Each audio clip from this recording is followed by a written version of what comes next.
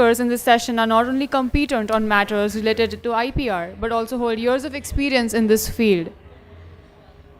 I'd like to invite our guest for this afternoon, Mr. David Cobb from Israel, Ms. Toni Ashton from Canada,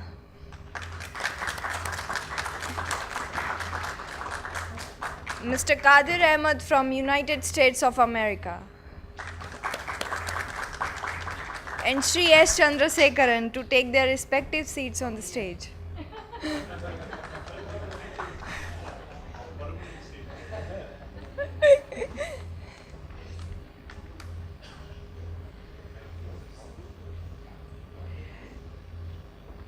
To welcome Sri S. Chandrasekaran, may I request Ms. Ruchi Agarwal to greet him with a bouquet of flowers.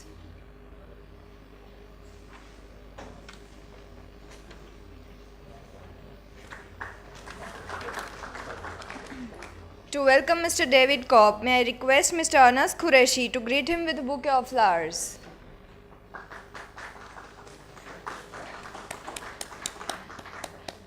Thank you. I'd like to request Mr. Jatin Vyas to present flowers to Ms. Toni Ashton.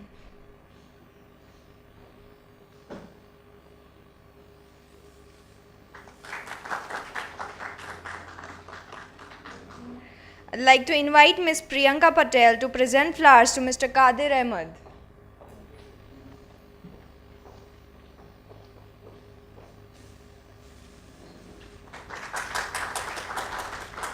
Thank you, Ms. Patel. Now let me introduce our last speaker of this session, Mr. Quadeer Ahmed. Mr. Ahmed is an associate in the litigation practice of Paul Hastings and is based in the firm's Washington, D.C. office. Mr. Ahmed's practice focuses on patent litigation and more particularly post-grant proceedings such as inter partes review at the USPTO's Patent Trial and Appeal Board. Inter partes review is a relatively new mechanism under US patent law, allowing challenges for validity of patents at the USPTO. Mr. Ahmed has significant experience in advising leading technology companies to develop their inter partes review strategy. In addition to his current practice, focusing on patent litigation, Mr. Ahmed also has almost a decade of experience prosecuting patent applications for leading technology companies. To speak on the topic inter partes review at the USPTO's Patent Trial and Appeal Board, may I please invite Mr. Ahmed to come forward.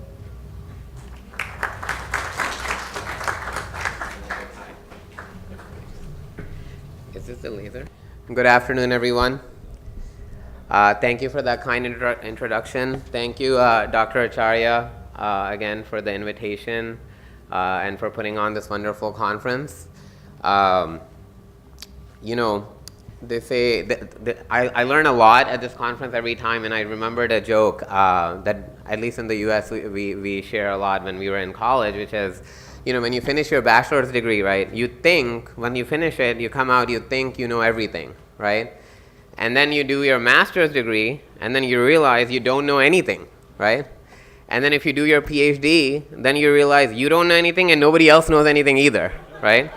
So when I come here, I kind of, you know, it's been 3 years since I came last time, and, you know, I was thinking, you know, I know what I'm doing, right? I know what I practice. And I come here, and I kind of think I get kind of like that feeling of getting a master's degree again, because I realize I don't know much. Because when I hear all the speakers like Dr. Golab yesterday, I was telling him he's a patent attorney in the US too, but the comprehensive kind of outlook that some attorneys have, where he's a patent attorney but he's providing his clients, you know, trademark services, trade dress, copyright, it's something I really appreciate, and something hopefully I can, you know, I can take back home with me to learn. So anyhow, with that, I, for the last few times I've been here, I think I've been here 3 or 4 times so far, I had always talked about patent prosecution. That was my bread and butter. I had done that, as was said in my introduction, for about a decade. But for the last 3 or 4 years, I've switched over to do a lot of patent litigation and almost 100%, you know, post-grant proceedings work, which is very new in the US. And for the rest of the world, for Europe and even in India, post-grant proceedings is, you know, has been there for a long time. And what post-grant proceedings is, for people who, you know, who may not be familiar with it, I'll give you a quick overview.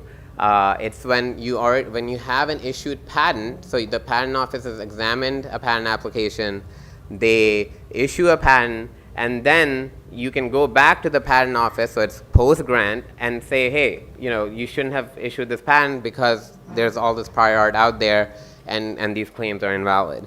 So that is, those proceedings are conducted at the PTAB. So PTAB is a Patent Trial and Appeal Board, and we'll look at a quick overview of that and where it fits in the patent office hierarchy. The PTAB is basically the new body of administrative patent law judges at the USPTO. It used to be called the BPAI, Board of Patent Appeals and Interferences. So it's got a new name as a result of the America Invents Act. That was an act that was passed under the Obama administration in 2011. And so this new body was created. And let me show you a quick. So this is. Oh, whoa. Let me see. Where am I going? Yeah, okay, sorry. So this is the hierarchy of the USPTO. At the top you have the director, and then here is the commissioner of patents. That's where all the examination of applications is happening.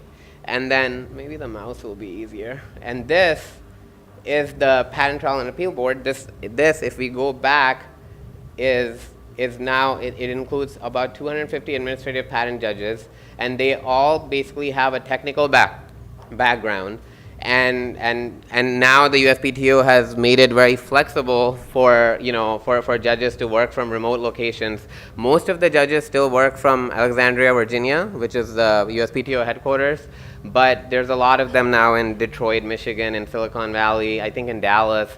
They're working from all over the place. So when we go to hearings, to the oral argument at these post-grant proceedings, a lot of times I'm looking at one judge who's there, present physically, but quite often there's two judges that are working remotely, and we're just talking to them via video conference. So and the PTAB, as I said, it's about 250 judges. I was talking to Mr. Chidambaran, who was actually a technical judge at the Indian Patent Office, and Mr. Bajaj, who's the assistant controller, current assistant controller of the Indian Patent Office, about comparing some numbers. Of course, they were laughing at me for comparing the numbers of the Indian Patent Office and the U.S. Patent Office. But I think it's worth noting. It's really it's a matter of load, right? So I'm going to go a little bit ahead and show you guys how many patent applications are filed in the US. So this is from 2013 to 2017.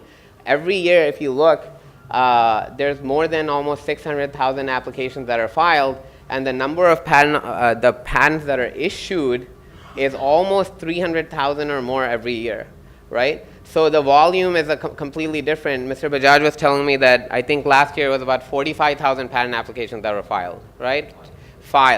And so here we're looking at 600,000, so it's 10 times more than that. So in the Indian Patent Office, we have about 550 or so examiners, right? Presently.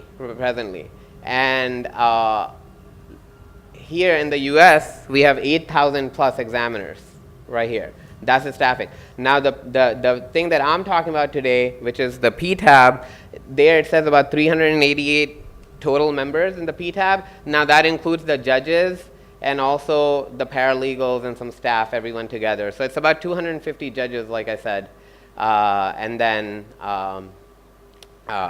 we have staff.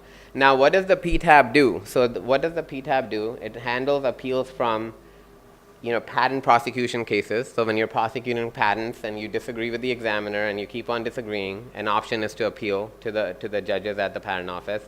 And now, a lot of activity now for the PTAB has focused on post-grant proceedings. So there's a few types of post-grant proceedings. The most popular one is this thing called inter partes review, which Mr. Kevin Murphy talked about yesterday about a particular Supreme Court case, which could knock this whole thing out, right? But as Kevin mentioned, it's likely not going to happen, but that issue is in front of the Supreme Court. So if the Supreme Court decides that that IPRs, inter partes review, again, not our IPRs, intellectual property rights that is mentioned in the seminar title, but But inter partes review, if they are ruled unconstitutional by the Supreme Court, I'll just go back to doing patent prosecution probably. So, but because right now this is what I do 100% of the time, and generally each case is staffed with 3 judges, so 3 administrative patent law judges that decide your case. Now, let's talk a little bit about how the post-grant proceedings, so before we go on, there's also this covered business methods and post-grant review. Those are also post-grant proceedings in front of the USPTO. We can talk about that a little bit, and if you guys have questions, I'll be happy to discuss them offline after we're done. But 90% or more of the post-grant proceedings are actually inter partes review. So that's really the focus of my presentation today. But pretty much everything I say will be applicable to CBMs and PGRs. So here's what's going on. So this is the normal timeline of a post-grant proceeding. So you have an issued patent. Your client comes to you and they say, look, like somebody is, sent me a letter saying that that I'm infringing on their patent, or they've sued you already. They've sued you already in court, right? And you have this IPRs have basically become a critical part of the litigation landscape in the U.S. because it is. And in fact, I'll ask you guys some questions about this because Kevin hinted on this yesterday and actually touched on it quite a bit. There's some advantages of going back to the patent office to try to invalidate the patent as opposed to doing it in district court, or I think as in India we call it a trial court, right? So here's what happens. You go to the patent office, the first thing you do is you have to file a petition for the inter partes review. Your petition, you can think about it in oversimplified terms, it's like an office action from an examiner, right? Because basically, if you're representing your client, who's a defendant in the patent infringement case, you're going to the patent office and you're basically presenting grounds for invalidating the patent. So you're saying, look, here are the claims in the patent, and you don't have to challenge all the claims, you can challenge some of them.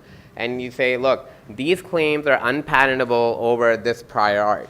So it's really what an examiner does, it's maybe at a more glorified level you can think about it, because you go into a lot more depth than most US examiners do during, when they're examining applications. And you really get only one shot at it, and we'll get into that, and I'll be interested to know how it is in different countries, including India. But in the US, the government has become very sensitive to like serial harassment of patent owners, right? So if you have a patent and company A goes and attacks that patent at the patent office, now, and if it fails, if it fails, the judges don't side with company A, now company A can go back to the patent office, use different grounds, different prior art to challenge the same claims. And that's become a very sensitive issue, and the patent office has really, so this reminds me that I should say, put in my disclaimer, nothing I say is, Paul Hastings' opinion, my law firm. It's my own opinion. But the patent office has become very sensitive to the serial harassment of patent owners, right? Because they think that for a patent owner to continuously defend challenge after challenge after challenge for their patents is, it's cost prohibitive, it's unfair, that kind of thing. I personally, in a way, I am fortunate because our practice is pretty 50-50. We represent about 50% petitioners, 50% patent owners. So depending on the day you ask me, I have different feelings about the kind of policies the patent office is trying to implement. But so going back to this petition, which, like I said, is akin to an office action, the judges make an initial ruling within 6 months, right? Within 6 months, they decide whether to even institute a trial. And what that means is that the judges, when they look at your petition, they look at your claims and grounds, they decide whether the standard is a reasonable likelihood that the petitioner will prevail in invalidating the claims of the patent, right? And they can have somewhat of a partial decision where they say, okay, for these claims you have established that you'll prevail, but for these claims you haven't. So that is called the institution decision, and we're going to focus on that a lot today because that is a really critical point for a petitioner and for a patent owner. And the patent owner gets a preliminary response in the middle here, right after we file the petition, to kind of tell the judges why they shouldn't institute, right? Why they shouldn't institute, and then the patent office decides. But this is not compulsory. The patent owner doesn't have to file a preliminary response. They can waive it. Most patent owners do file it, in my experience, but they don't have to. So now, if the patent office decides, that the 3 judges, right, they decide, okay, and you know what, this is a good case. You have shown that these claims are maybe unpatentable. Then the trial starts. Okay, so this is at the 6-month point. The trial starts, and then you have a year of trial. And at the end of the year, you get a final written decision from the patent office, deciding whether the claims are patentable or unpatentable. And that trial, we have discovery. You can depose the other side's expert. Both sides, typically depose each other's experts, and they file their briefs, and then there's an oral hearing before the final written decision, and then the judges decide. So my question for you guys, and Kevin answered this yesterday, I think, for the most part, is why, when the patent office has already issued a patent, right? I mean, the examiner, I showed you guys, there's 8,000 examiners. There's all these examiners doing hopefully a good job, right? Why then is there even the need for this kind of proceeding at the patent office when the patent office has already looked at the patent and issued a patent? Does anyone have an idea other than Kevin, because he knows? Good. So why? That's right. That's exactly right. But why is the cost less? My billing rate is the same if I'm litigating in front of the patent office or the court, actually. So that's right. Ultimately, the cost is less. But does anyone have an idea why the cost is less? Expert witness? Yeah. So there's that's true. So there's a couple of reasons why. One is that 1 year timeline. So if you think about it, we have 6 months to for the judges to decide whether they're even going to institute a trial. So right there, if they decide that they're not going to institute a trial, the client is not paying anymore, right? So and they have a good idea of where they stand. But even if they do institute, which if I'm representing a petitioner or a defendant, right, and I hope they institute, then in the U.S. by statute, the patent office has to decide within 1 year, whether the claims are patentable or not, right? And that 1 year time restriction is another really big reason for the reduction of cost, because if you're in a trial court, a district court, and you're arguing about the invalidity of the case, and Kevin mentioned, how much was it, for pharmaceuticals, $50 million, right? Yeah, you can't. There's no way you're going to get to that number in 1 year, right? And typically it happens, and Kevin can correct me if I'm wrong, is because of of a longer timeline, right? And Chirag, you have a question? There's no motion practice, right? So yes and no. I mean, depends on how aggressive you want to be. You do have to seek permission from the judges to file most motions. So yes, and so you're kind of discouraged, right? I mean, if you don't want to be the side which keeps on getting in touch with the judges and asks for permission to file this motion and that motion. So yeah, exactly. Yeah, so it's limited discovery, right? Limited discovery. So there's a lot more discovery that goes on. And also, this is a very narrow scope of invalidity grounds, right? You're only doing printed publication and prior art, so only prior art, and not, for example, if you guys are familiar with indefiniteness in the U.S., right? There's claims can be indefinite, and that is not something you can bring up at these in these IPRs. You cannot bring up something if you deal with computer-related inventions. You should be familiar with it, which is 101 Alice kind of grounds, which is, hey, this is directed to an abstract idea. That those grounds you cannot bring up in an IPR. So the scope is very limited, which allows you to have this fast pace in the trial, right? And another advantage is the fact that although it depends, but you do have your judges, like I mentioned on the slide, have a technical background. So hopefully the panel that staffed on your case and it's typically true. I mean, obviously, if I lose a case, I'm going to say that those judges are not, but maybe perfectly suitable for the technology at hand. But most of the time, they do have technically capable judges who ask good questions and who understand both the technical issues and the legal issues. And I know I was talking during the break with Priyanka and Pooja and some of the other advocates here, and there's a similar it's the similar challenges that we face in the U.S. when we're facing judges in the district court, where they might not have technical background and they may want to just skip over some of the very critical details and stuff like that. So here, hopefully, you get the benefit of their technical background here, right?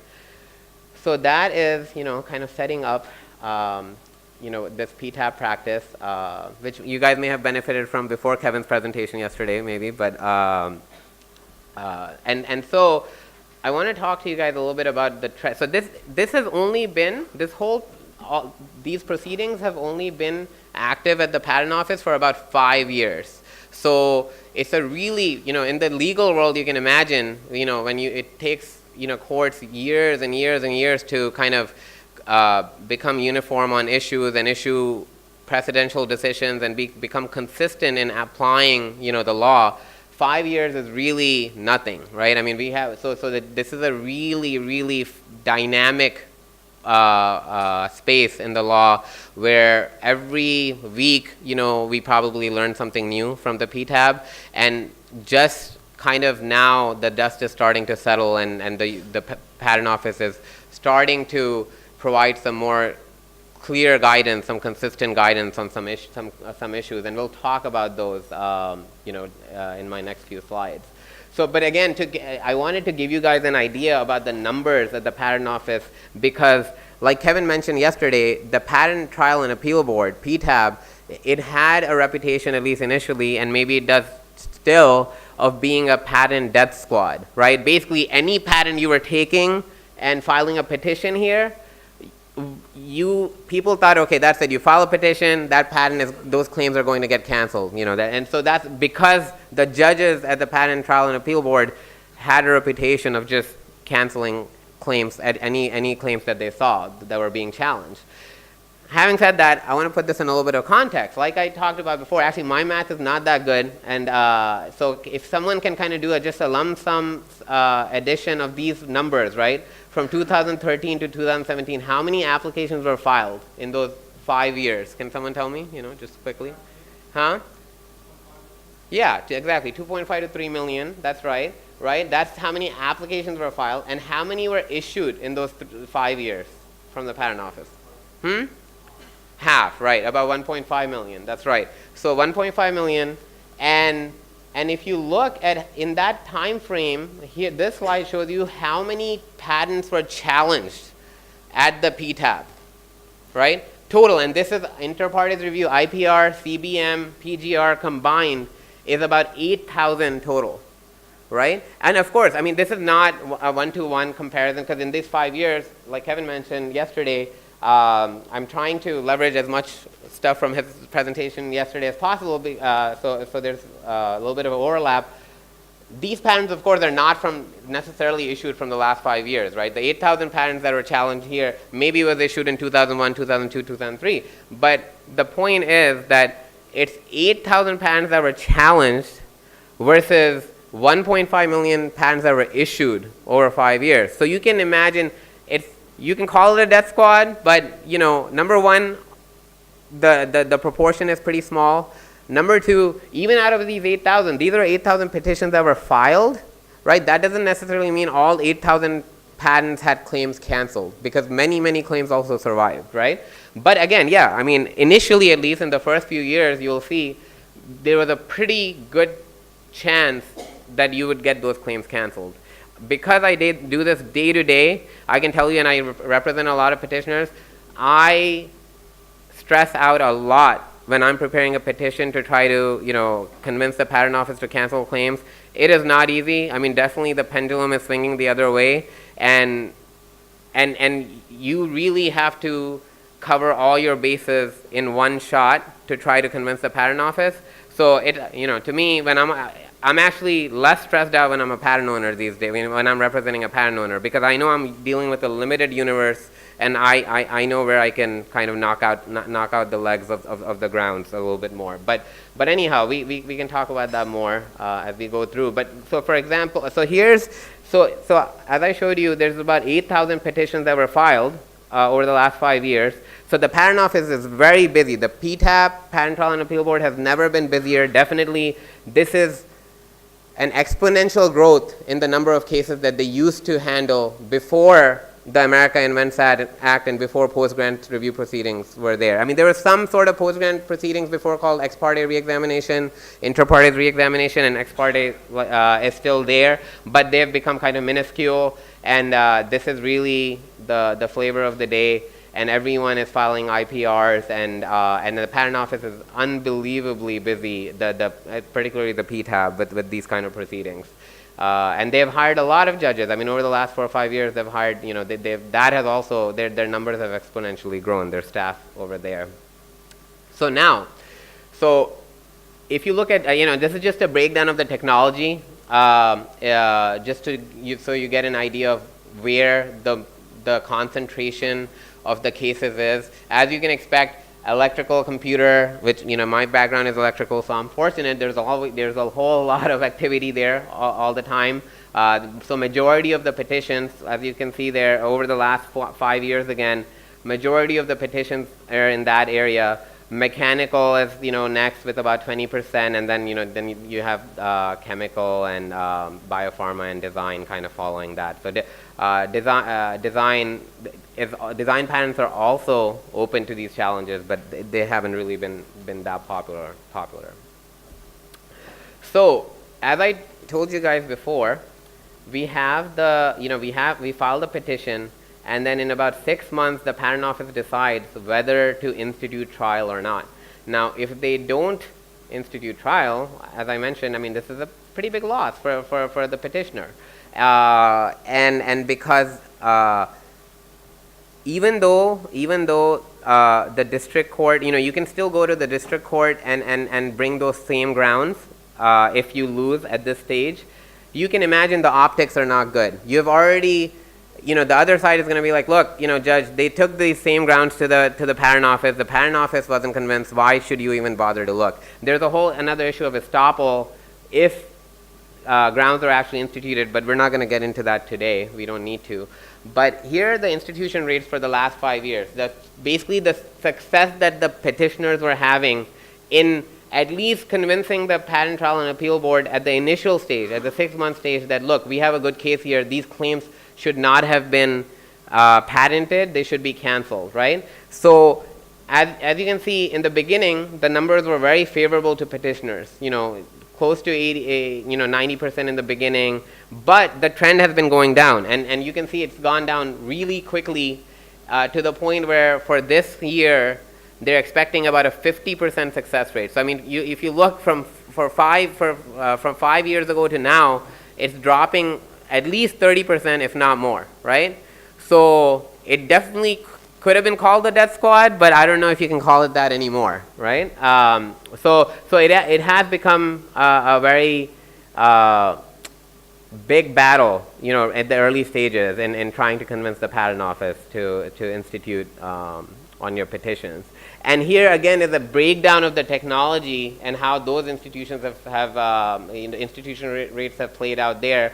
And again, a lot of this data is actually available at the Patent Office, either in raw form or even some of these graphs. And you'll see a similar trend. Again, most of the technologies, regardless of the technologies, the trend is that the institution rates are going down, right? So here's one of the reasons. So I want to talk about some of the reasons why, and also some of the reasons, some of the ways that the Patent Office is making it more challenging for petitioners to challenge patent claims. Okay, so here's something. There's a concept in the U.S. called follow-on petitions. I mean, this is not a technical term. This is just a term that most people use, where you have patent number 1, right, and you challenge claims 1 to 5 of patent number 1 based on prior art A and B, right? And the board disagrees. The board disagrees right here. If you look at the red circle in the institution decision stage again, the board says, no, we actually think that claims 1 to 5 are patentable. Your prior art A and B is not that good. So what in the beginning, what most companies used to do, most petitioners, they used to say, okay, fine, we'll file another petition. Same patent number 1, same claims 1 to 5, but instead of prior art A and B, we'll use C and D, or A and C, some different combination of the prior art. And this used to work all the time. In fact, we represented a client whose patents got attacked more than 15, 20 times, right? And the patent office didn't blink an eye. They'd let each one of those petitions through on the same claims. And we were saying, like, look, this is unfair. There's some statutes, and I'll show you right here, section 314A and 325D, which give the patent office discretion to deny institution if the same or substantially the same prior art is being used, or just because of any reason, right? If they see some unfairness. So if the same patent is being challenged like 15 times, you would think that the patent office sees some pattern of unfairness. But I think any seasoned lawyer here knows, life is unfair, right? The law or the interpretation of the law can change over time, and something that a law that was interpreted one way 4 or 5 years ago is interpreted completely differently. If our client was operating in the conditions today, there was no way the patent office would have instituted, or let 14 or 15 petitions through on the same patent. But they did then, and unfortunately for our client, but now this has become a big hurdle for petitioners, where the patent office rejoinder. So, is it allowed? Discretion of controller. Okay. Yeah. Okay. So, what kind of factors do you take into account to decide? Okay, other documents. And does it matter how many claims they're challenging, or how many times they have tried? No. That's all. Okay. So yeah. So here too. That's actually, for us, that's not the case anymore, because what happens here is that the patent office for us now, for follow-on petitions, they basically, there's many factors. I'll go through them, right? There's a precedential case that the PTAB issued. But basically, to me, the way that the patent office looks at it is that if you lose the first time because prior art A and B was missing feature X, right? Or because the claim was interpreted a certain way, right? They place a pretty high burden on the petitioner that they should have known that in the first instance, right? So now you use the patent office's decision to say, okay, now I understand how they're interpreting the claim. So instead of prior art A and B, I know C definitely discloses that feature under that claim interpretation. Guess what? We can't do that anymore. Again, the patent office will say it's not a per se rule, but pretty much, this thing that I kind of bolded here, if you can argue as the patent owner that the decision from the board, from the judges, was used as a roadmap to prepare the follow-on petition, then your petition is going to be denied. At least in my experience, that's been the case. So I think the way that the Indian Patent Office is handling it, the way that, if I understand you correctly, I think is much better, because I'll give you an example of a case we were involved in where, going back to this timeline, right? We filed a petition, right? The patent owner actually did not file any preliminary response. So nothing from the patent owner's side, right? And we had interpreted some claims under means plus function, really complicated claim interpretation, doctrine in the U.S. We had interpreted 3 terms and applied the same legal principles, right? The board agreed with 2 of them. With the third one, they didn't agree, right? The third one, they didn't agree. Now, they came up with their own interpretation, which, first of all, we disagree with. right? But there's no way to appeal. By the way, there's no way, this is one of the problems with IPRs.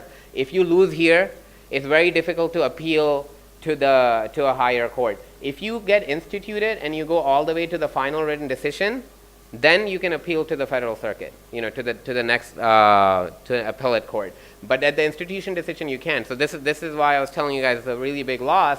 So what happened is, so they disagreed with the claim interpretation. Now that's okay, that's fine, because nobody envisioned this, right? We didn't envision it. We were being pretty reasonable. They in fact agreed with 2 out of the 3 claim construction positions. We lost. But now, when we go back and file a petition based on the board's construction of the 3rd term, right? There, the board can easily say, and right now, I mean, I'm knock on wood, we're waiting on this decision, but I wouldn't be surprised if they say, look, like, you're using our original decision as a roadmap. And in fact, I've seen many decisions like this, where they have denied the follow-on petition based on that kind of circumstance, right?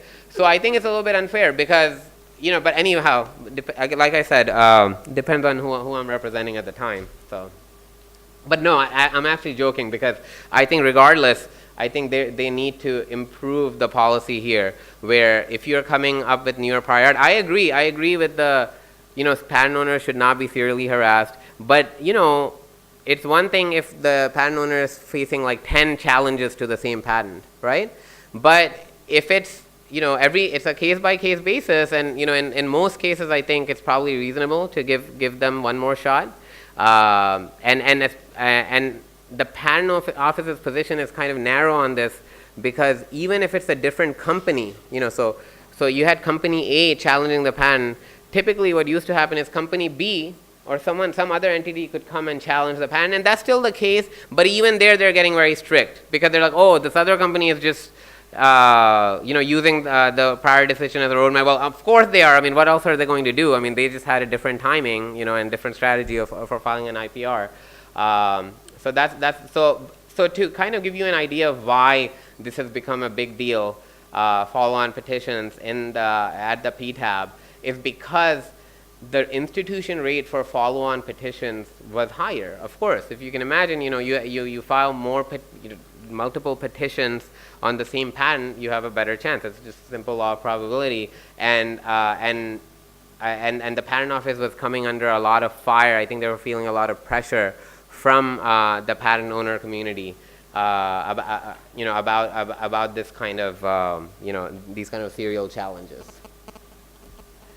So the patent office, in order to kind of justify this, they also conducted a whole study, with there's a new chief judge at the patent office. We actually had a new director that was just appointed to the patent office last week. He got confirmed by Congress. So we have a new director. So it's, I wonder if any of the policies are going to change a little bit. I don't think so. The chief judge at the PTAB, David Rushke, he has taken a very active role in kind of promulgating and communicating the policies of the PTAB to the public. So in a way, it's good. We kind of know what to expect. And so they did this multiple petition study to kind of appease patent owners and show that, look, what's really happening is that most of the time when you challenge a patent, when petitioners are challenging a patent, they are doing it all at the same time. So in fact, in this case, instead of filing one petition challenging the patent, you're filing multiple petitions at the same time. And that's really, the solution to this problem now. I mean, any clients that we're advising now on this issue, that's what we say. Like, you have to file however many grounds you want to file, because there's some page limits and word limits associated with IPR petitions. And so you can't fit it all in one petition, but as many petitions as you want to file, do it all at once, right? You can't wait and see what the patent office does or what the patent owner does. You have to do it all at once. And in fact, the patent office's study kind of confirmed that that's usually what happens in like 70-80% of the cases. And it's only in about 15 to 20% cases where petitioners are waiting until the patent owner does something or the board does something and then filing a follow-on petition.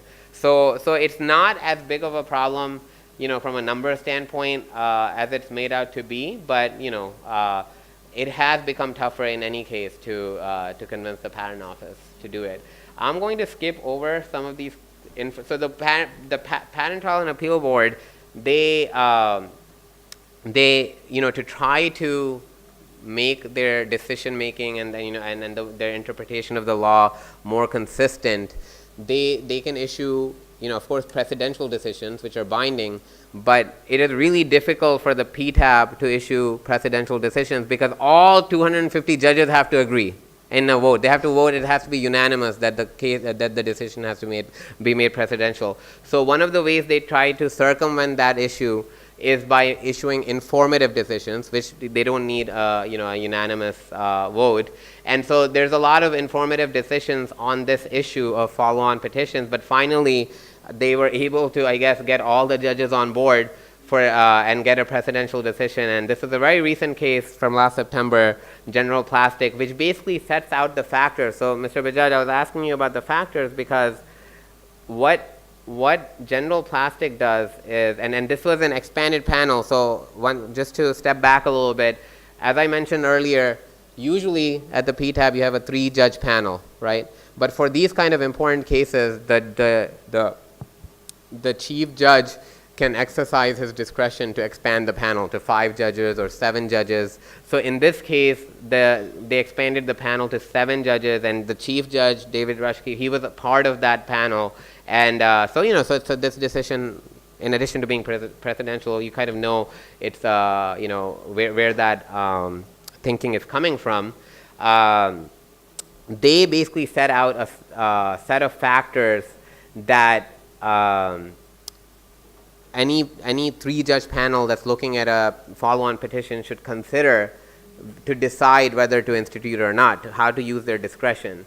And they of course said that this is a non-exhaustive list, but number 1 is basically, is it the same petitioner that's challenging the same claims of the same patent? So, for example, if a company A has challenged the patent with claims 1 to 5, is company A again doing it, or is it company B? So that's one factor, right? So if it's company B, then the patent office might be a little bit more relaxed on that. But like I said, it's tricky these days.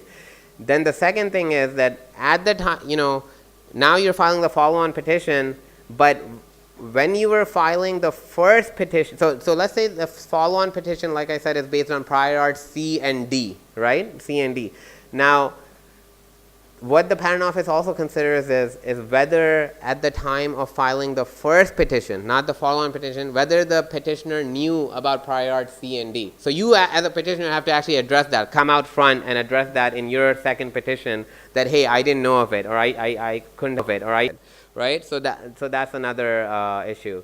And the third, which I think is the most important, that's the one I call the roadmap factor, right? Which is basically, has the petitioner benefited from something that the patent owner did that after you filed the first petition, or something that the board did? So if the board issued an institution decision and explained, well, this is why the prior art doesn't disclose this claim feature, and then you use that and then file the follow-on petition, that you're using it as a roadmap, right? So that to me is the big killer. If they can show that, or if they feel that way, then I think it's really tough to overcome that factor, and your petition is probably going to be denied, the follow-on petition. And there's some other factor that the length of time between the first and second petition. So if you wait for like a year and file the second one, obviously it doesn't look good. And between the time of so factor 4 is also, when did you learn about the new prior art? Let's say prior art C and D, you didn't know about it earlier, but you then found out about it. How long did you wait before filing that follow-on petition? And then the fifth one is the one about the time between the 2 petitions. And the last 2 kind of are very generic. I mean, the board hasn't really talked about it a lot, the Patent Trial and Appeal Board, about the resources of the board and their ability to issue a final decision within 1 year. I mean, that's usually not an issue. So, but according to the Patent Office, this is a very controversial graphic that the PTO issued.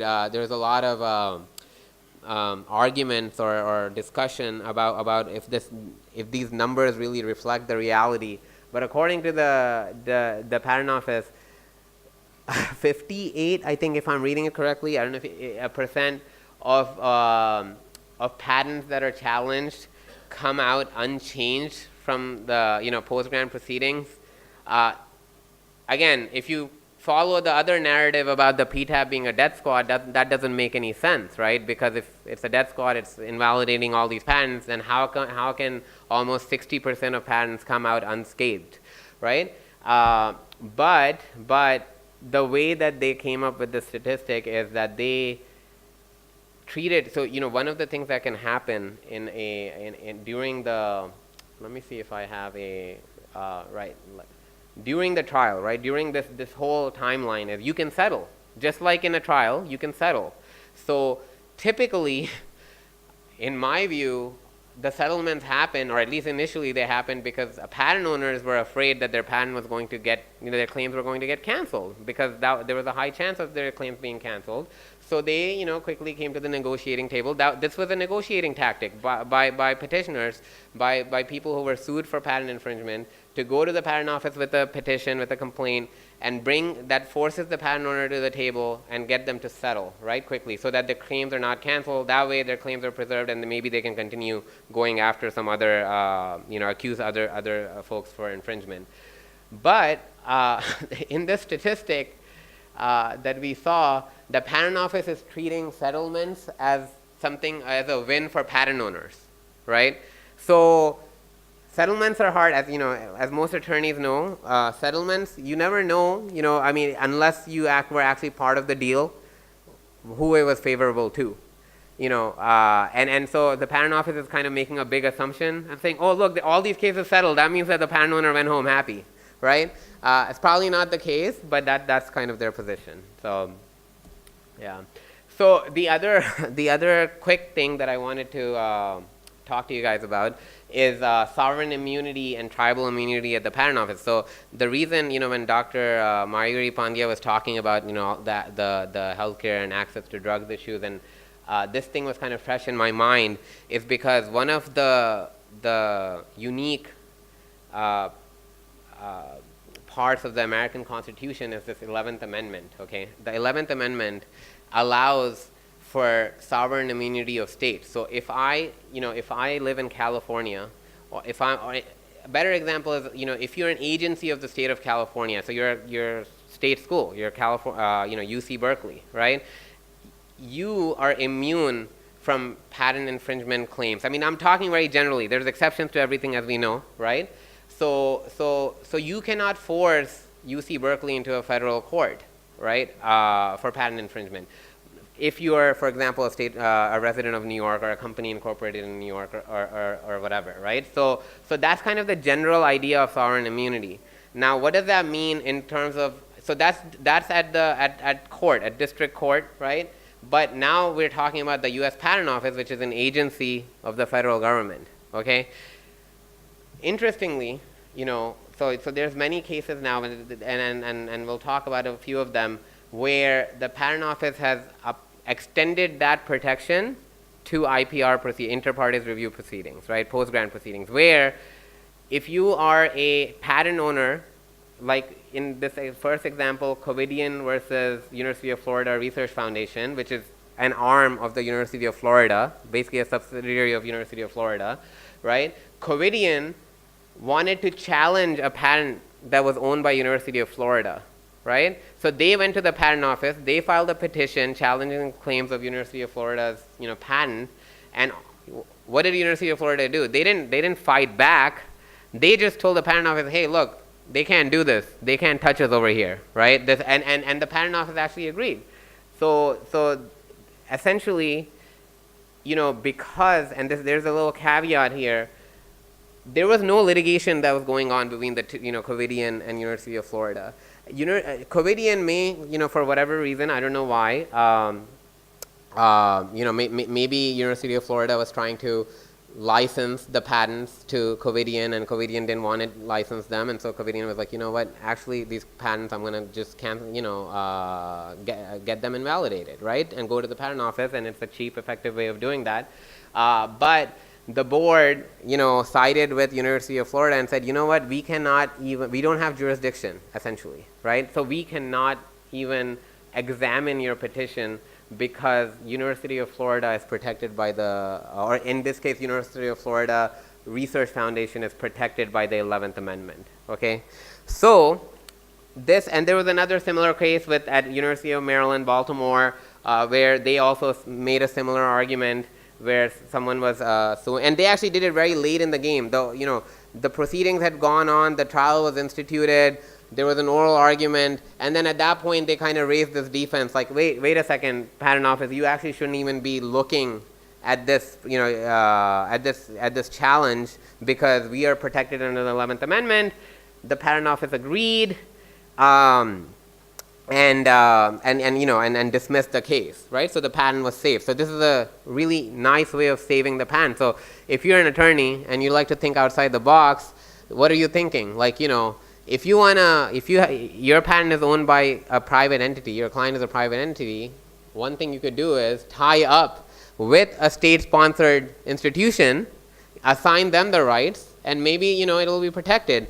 And that's actually what Mylan did, right? So this Mylan Pharmaceutical, they have a bunch of patents that were being attacked in IPR proceedings, but they're a private company, so it's fair game. Their claims were being challenged, but here's what they did. They assigned their patents to a Native American tribe. So in the US, so to give you some background, the indigenous tribes, the Native American tribes, are actually outside the scope of federal courts jurisdiction. Okay, they have their own. In fact, like, if you're at so Native American tribes, for example, a lot of them, indigenous tribes, they're famous for having casinos and stuff. But let's say something happens where you have a claim for that casino, you actually don't go to a federal court. You go to their court system within that. Unless they have waived it and all that. Again, there's exceptions, right? So Mylan assigned all their patents. These are like, patents to some important drug. I'm not a science guy, so I'm sure some of the other people can tell you exactly what drug it is. But they assigned an exclusive scope of use license to the tribe. Well, no. They sold the patents to the tribe, I think, and then they got back a license from the tribe for the drugs. So now, they're in the IPRs at the patent office. The proceedings are going on, but now they suddenly, call up the judges. They have a conference with the judges and say, wait, we have to file a motion to dismiss the IPRs because actually we don't own these patents. They're owned by an indigenous tribe, and they are protected from because tribal immunity. So this is indigenous tribes. There's a extension of the sovereign immunity to these indigenous tribes, which we call tribal sovereign immunity, right? So that is what they did. This case is pending right now, but you can imagine this will open the floodgates. In fact, already even not just drug companies, but there's some non-practicing entities and stuff, right, that have already tied up with, had agreements where they sold their patents to indigenous tribes and, where they were facing similar challenges at the patent office. So this is a really hot button issue. Congress has, proposed some bills to try to fix this. But, the thing is pending. But I think we have an answer to this question because in a similar, context, but again, going back to the university context, right? So in this case, which is Erickson v. Regents of the University of Minnesota, really recent case, just less than 2 months old, in December, there was a similar, so again, University of Minnesota brought up a similar defense. They said, look, we are part of the state of Minnesota. Why are we even here? You shouldn't be looking at our patents, right? But in this case, the patent office, the PTAB, said, no. You actually waived your sovereign immunity because you filed a patent infringement suit. Okay, so you accused the other side, of infringing your patents, and in that case, and there's a lot of case law behind this, but basically, when you file a patent infringement lawsuit, there's a reasonable expectation that the other side's counterclaims will include an invalidity defense. And in the current landscape, that invalidity defense also extends to these PTAB proceedings, the post-grant proceedings. So it was very reasonable for you to expect that when you brought your patent infringement lawsuit, you were actually your patent claims were going to get challenged at the patent office, right? So you waived your sovereign immunity. So having said that, I think Mylan is going to have a tough time in convincing the patent office that because they are the ones, who brought the patent infringement lawsuit probably against a generic drug maker. The generic drug maker, then brought these patents to the patent office. So, even though what they did is kind of cute and creative, I don't know if it's really going to pass muster. But it's everyone's kind of, tuned in to this issue at the patent office, because obviously, if they're successful, then, you'll see a lot more of these tie-ups with the indigenous tribes, or even state-sponsored universities and stuff. So that's all I have. Any questions? Yes, sir, Doctor. When was the assignment before the whole litigation? No, like in the middle of the litigation. Yeah. Yeah. Yeah. Yeah. And in fact, in the East, so the case is also, there's a parallel, litigation. The district court litigation is going on in the Eastern District of Texas, and even there, the judges were not very. You guys have discovered a clever. Yeah, no, I. This would be a real thing for some serious patent finders to start assigning right now to this known phenomenon. Dr. Gola, we have discussed this seriously in our office, starting this business, me and my associates. So yeah, no, yeah. So, yeah. Yes, sir.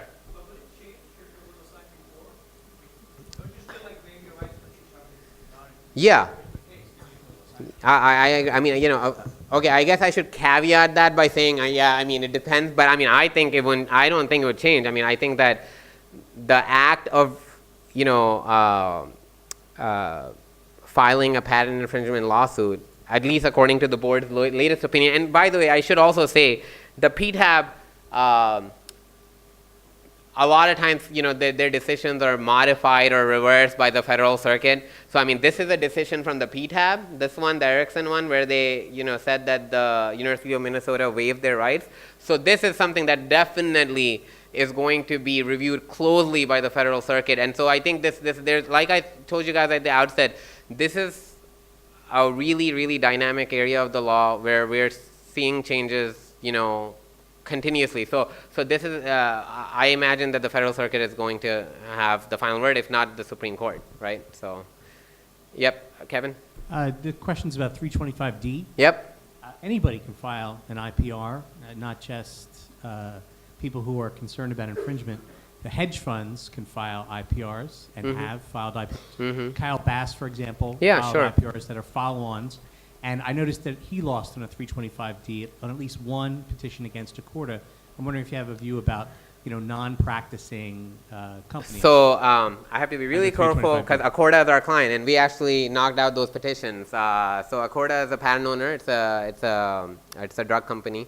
And what Kevin, just to give you guys some context, there's another really creative business. So this IPR has actually introduced all kinds of creative business models for people outside of the patent industry. So one of the things I think, and we touched on this yesterday or earlier today, is that as soon as you file a petition challenging claims of a patent, right, any patent, if that patent is owned by a big company which has a stock value and it's a dominant company, it obviously that will have some impact on the pricing of the stocks, right? So hedge funds have come up with this great business idea, or they thought they did, right, where they were challenging claims of critical, essential drug patents, or very important drug patents for big brand pharmaceutical companies, right? Their idea was basically to short the funds. I'm not a finance guy, so I don't really understand this really well, but the idea is that they would already hedge their bets on the stocks before filing the petition, so that knowing that it would lose value, and when it lost value, they would make money. That was the idea, right? So then they would do that, then file the petition, and then make all this like short-term gain, on the stocks, right? So we were, so our client was a victim of that kind of practice, and we were fortunate enough to knock those out. So we of course made the argument that this is really not within the spirit of the law, but you can imagine there's nothing restricting Kyle Bass. Kyle Bass is a very famous hedge fund manager in the U.S. You can think about him as a villain from a patent owner's perspective, because that's what he's got this whole strategy of challenging patents while shorting the stock and making money that way. So he doesn't care. He could care less about the patent, right? He doesn't care about the patent. He just cares about how that will impact the stock value of the company.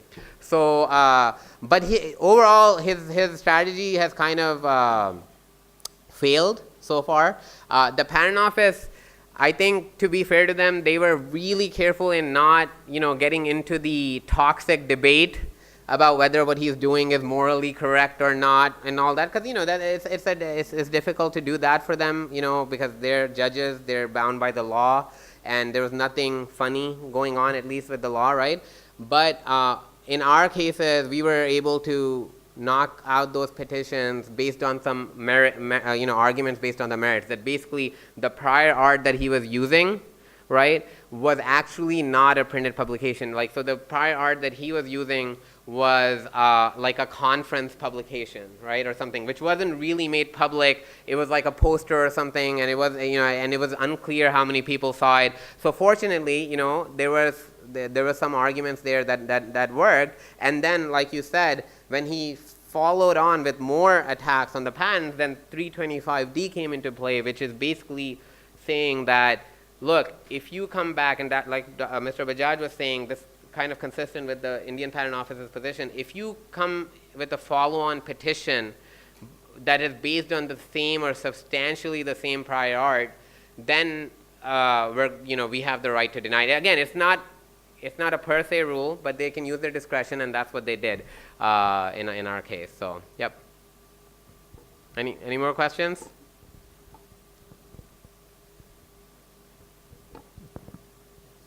All right, thank you so much. All right.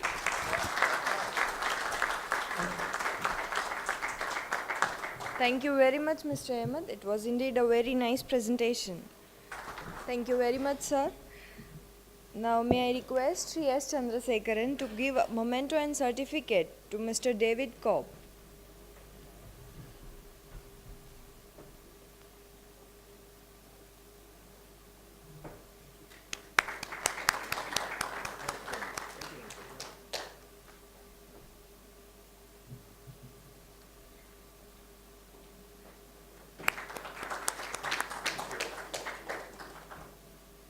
To Miss Tony Ashton.